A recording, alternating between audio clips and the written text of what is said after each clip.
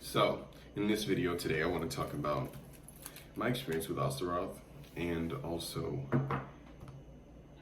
my recent crazy kind of pull to start getting into doing tarot readings. So, I met with Astaroth, and the first time I encountered her, because I'm going to say her because that's how the spirit showed up to me. Astaroth showed up to me as a female, right? That had kind of Greek garments on. It was all white. She had very, very nice skin, very nice legs, and the dress had like a slit on it, okay?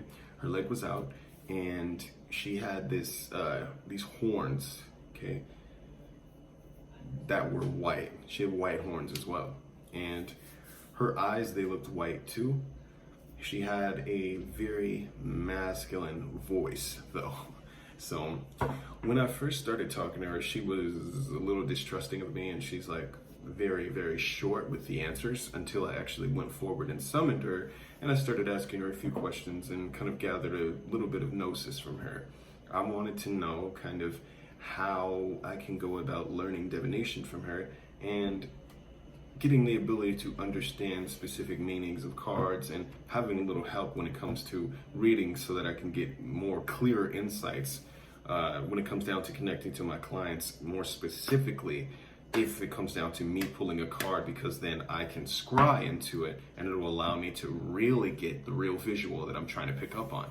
Because tarot cards, believe it or not, they're very, very good for allowing you to connect to the situation even deeper than if you were just using your intuitive ability. It allows you to really see into the situation with an anchor, okay? Because these cards are anchors that allow you to directly connect to the situation at hand and see, okay? Because as soon as I touch these cards, now especially since this reading that I recently just did, as soon as I touch my deck of cards, especially my Deviant Moon Tarot, okay, literally everything that is directly aligned to a specific spirit, it tends to just come up, like the Moon card, okay? And this is a card that's associated with Astaroth as well, and literally I just pulled that, I shuffled it right now and was moving it around, and literally the Moon card came up. So that was pretty interesting. And Astaroth really went about this entire kind of session that I recently was doing, and just explaining to me exactly what the cards represented, which was really fucking awesome because I had not really had much experience with charging my cards.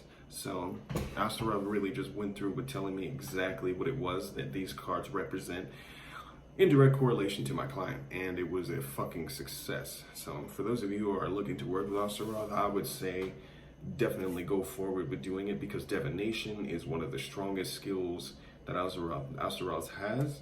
Astaroth also is very good with love spells, very good with manipulation of people's thought forms, making people crazily fucking obsessed with you.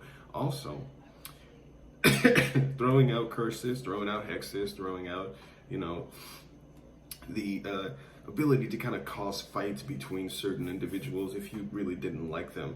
Astaroth is a very good spirit to utilize for that kind of stuff too. Now, if you're wanting to learn any kind of hydromancy, you're wanting to learn any kind of cartomancy, if you're wanting to learn any kind of mirrormancy or anything that has to do with development of your clairvoyant abilities or development of your abilities that have to do with your clairaudience, Astaroth is a very fucking good spirit for that as well.